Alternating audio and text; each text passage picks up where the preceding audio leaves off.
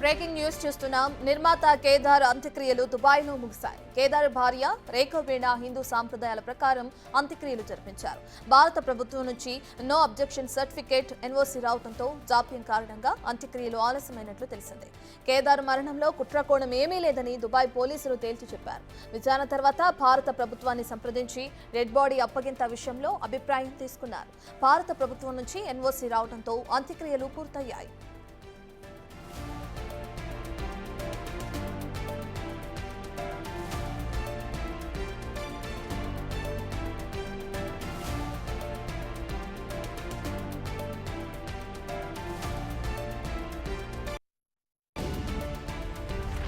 తెలంగాణకు చెందిన కేదార్ అంత్యక్రియలు దుబాయ్లోనే జరగడంపై కొన్ని అనుమానాలు తలెత్తాయి. కాంగ్రెస్ ఎంపీ చామల కిరణ్ కుమార్ రెడ్డి ఈ విషయంపై కొన్ని అనుమానాలు వ్యక్తం చేశారు. కేదార్ ఆకస్మిక మృతిపై విచారణ జరిపించాలని కేంద్ర మంత్రి కిషన్ రెడ్డికి 2 రోజుల క్రితం లేఖ రాశారు.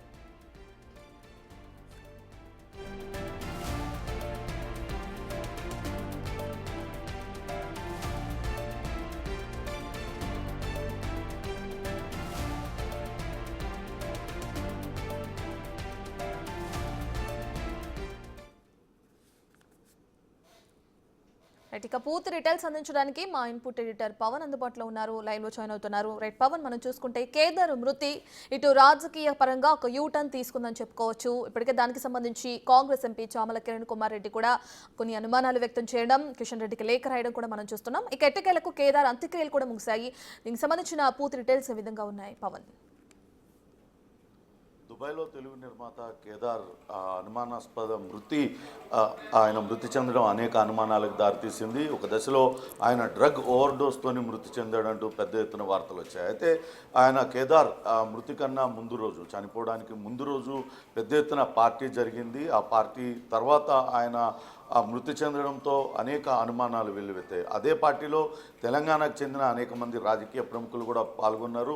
ఇక్కడ తాండూర్ మాజీ ఎమ్మెల్యే పైలట్ రోహిత్ రెడ్డి కూడా ఆ పార్టీలో పాల్గొన్నాడంటూ పెద్ద ఎత్తున వార్తలు వచ్చాయి. కానీ ఆ వెంటనే పైలట్ రోహిత్ రెడ్డి అటు ఇక్కడ హైదరాబాద్కు రావడం, అక్కడ తనకేం సంబంధం లేదంటూ చెప్పడం, ఇవన్నీ కూడా జరిగాయి. అయితే కేదార్ మృతి పైన అటు పెద్ద ఎత్తున రాజకీయ దుమారం చెలరేగింది. కేదార్ గత ప్రభుత్వంలో ఉన్న కొంతమంది పెద్దలకు అత్యంత సన్నిహితుడిగా ఉన్నాడు, వాళ్ళందరికీ బినామీగా వ్యవహరిస్తున్నాడంటూ కూడా పెద్ద ఎత్తున చర్చ జరిగింది. ఇక అటు భువనగిరి కాంగ్రెస్ ఎంపీ చామల కిరణ్ కేదార్ మృతిపైన అనుమానాలు వ్యక్తం చేస్తూ అక్కడ దుబాయ్ ఎంబసీకి ఒక లేఖ రాశారు. దాంతో అటు కేదార్ మృతిపైన అక్కడ దుబాయ్ అథారిటీస్ పూర్తి స్థాయిలో దర్యాప్తు చేశాయి. అతనిది సహజ మరణమే, గుండెపోటుతో మృతి చెందాడని నిర్ధారించుకున్న తర్వాతనే మృతదేహాన్ని వాళ్ళ కుటుంబ సభ్యులకి అందజేశారు. అయితే కుటుంబ సభ్యులు మృతదేహాన్ని భారతదేశం తీసుకురాకుండా అక్కడే హిందూ సాంప్రదాయ పద్ధతిలో అక్కడ అంత్యక్రియలు నిర్వహించారు.